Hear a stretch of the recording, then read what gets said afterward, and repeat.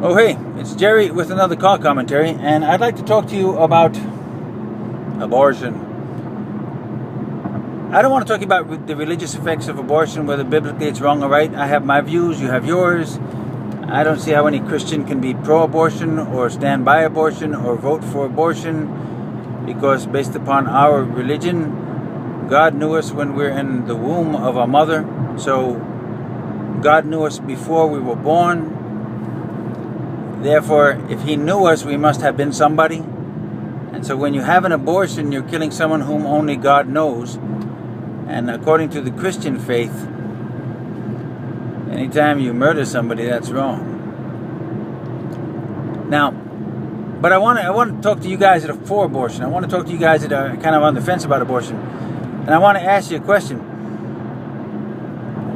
Let's set aside my religious beliefs and say, let's take away the moral dilemma when it comes to my faith, your faith, and vice versa. Let's talk about what abortion does to society. Just for a minute.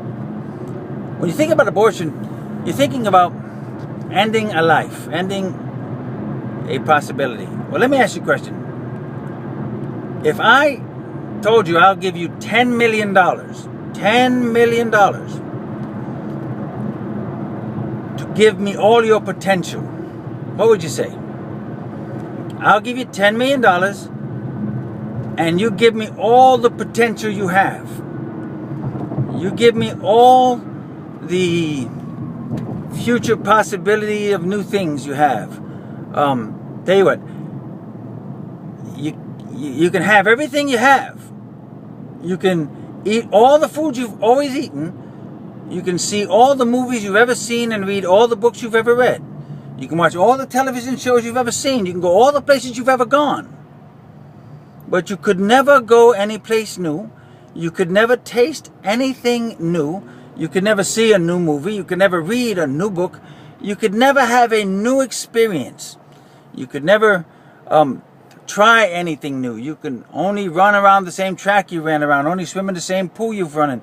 Only use the same bait you've used while you're fishing. Only, gone on the same type of plane you've gone on before. In other words, all of the new experiences before you.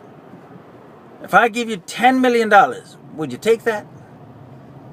$10 million, that's a lot of money. First, you're probably thinking, yeah, $10 million, man, I'd do that. But before you say yes, remember what the premise is. You could never experience anything you haven't already experienced. You could never have a new experience in your life. Well, I'm guessing you're going to say no. No way am I selling that, man. That's my potential. I have potential to do great things. I can be a great writer. Well, you can write all the stories you've ever written, but you can't never write another one. Well, I may be a fantastic poet. Well, sorry, you can't be can only be the kind of poet you are. I could be a great singer. Well, no, you can only be the kind of singer you are now. I could be a great cook. Can only be the kind of cook you are now. In other words, we understand that this is a horrible deal. If I give you $10 million for all your potential, what good is it? Even with the money before you, make it 20 million, 30 million, $1 billion. You see, if you think for a minute, $1 billion still isn't enough. Why? Because even if you have $1 billion, you couldn't buy one new thing. You could only buy the stuff you've bought before. You could only keep exactly as you are now. So what good would $1 billion do you?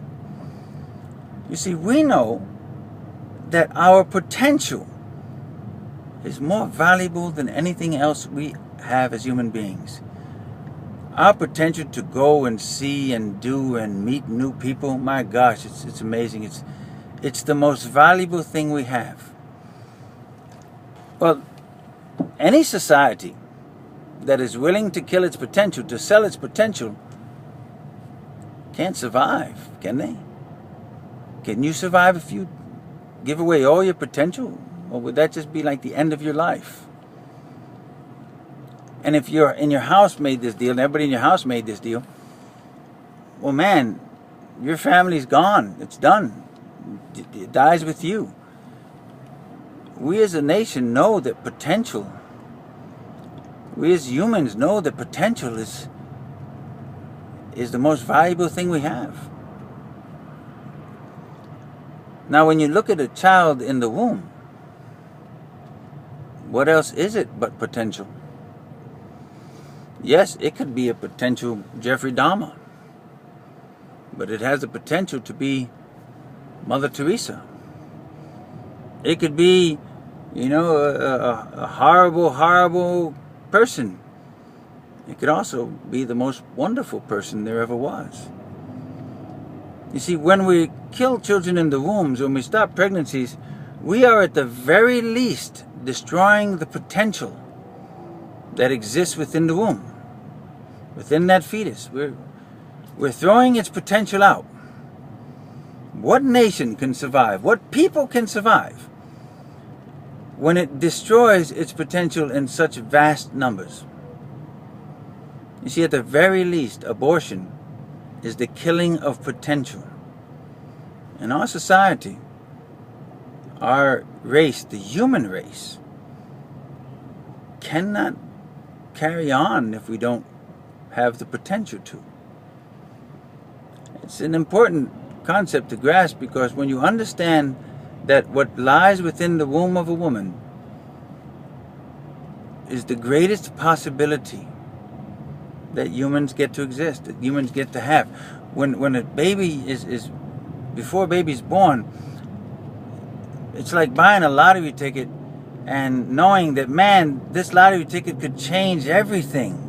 And you could see, what I'll do is this and that, and oh my God, and this, oh, and I'll be able to do that, and oh, be able to have all these experiences. Yeah, but it's wonderful. Well, you got to make that 10 times more when you say, I have the potential for a son, a daughter. And what will they be able to do? There's a great line in the song, What a Wonderful World, when Louis Armstrong sings it. He says, I hear babies crying, I watch them grow. They'll learn much more than I'll ever know. And I sing to myself,